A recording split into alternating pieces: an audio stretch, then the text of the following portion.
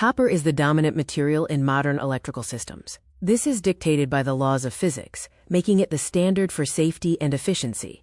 Modern homes draw significant power, and heavy appliances stress electrical circuits. The metal wire used must be able to handle this load effectively and safely. Engineers constantly balance performance and cost, leading to a debate between two metals. However, for internal circuits, copper consistently proves to be the superior choice. Copper efficiently moves electrons, carrying 40% more current than aluminum. Aluminum significantly limits electron flow, reducing conductivity. High resistance generates dangerous heat, as described by the power formula P equals I squared R. Copper's low resistance keeps temperatures safe, ensuring system stability.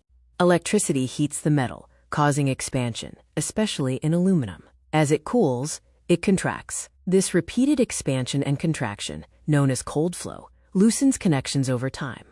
Loose wires create tiny gaps. Electricity jumps these gaps, resulting in an arc that can ignite flammable materials, like wooden studs, posing a serious fire risk. Air oxidizes all metals. Aluminum oxide is non-conductive, blocking electricity flow and increasing resistance. Copper oxide, however, conducts electricity, maintaining circuit integrity. Electricians frequently bend wires to fit into junction boxes. Aluminum develops microscopic cracks under repeated bends, compromising its integrity, while copper remains durable.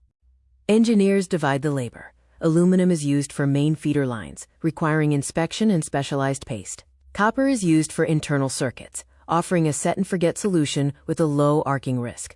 Copper guarantees safety and maximizes efficiency in electrical systems. Due to its superior physical and electrical properties, copper sets the definitive standard for wiring.